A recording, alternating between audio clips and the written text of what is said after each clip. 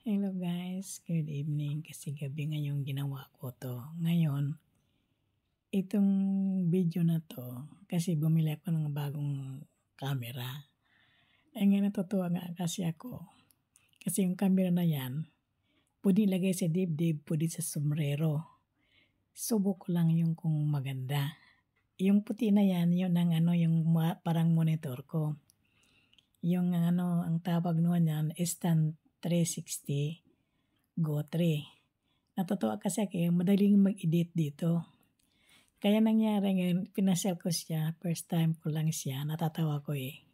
Kasi, nung pumunta ko doon sa exercise ng mga matatanda, abay, dumidikit pala sa doon sa bakal. Kasi magnet nga yan, magnet. Yan kakatuwa nga eh. Tapos ngayon, didikit ko naman sa ngayon ito. Natutuwa ako. Kaya lang, ang hindi ko gusto dito sa camera, kasi ito tinakpan ko, may nakalagay, mayroong isang watermark na nakalagay na Instant 360 Go 3. Ayaw ng, bawal kasi yun, may mga mga logo-logo. Kaya tinakpan ko siya, hindi ko alam kung ang gagawin ko, pag-aralan ko pa lang to. Kaya guys, kung kayo bibili nito, madali lang ayusin, kaya lang, may logo nga, hindi ko alam kung paano tumanggal eh. Maganda siya. First time ko lang siya gamitin, tinatry ko lang siya.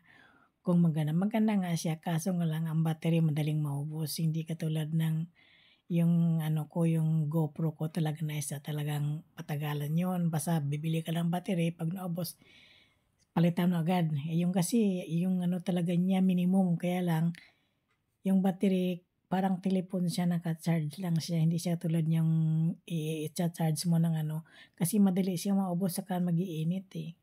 Kaya, mas maganda ang GoPro talaga. Ito hindi, maganda lang to sa konti lang ang mo. Hindi pahabaan ng video. Kung may sa mahabang video, kaya madaling maubos yung battery. Kaya, charge uli.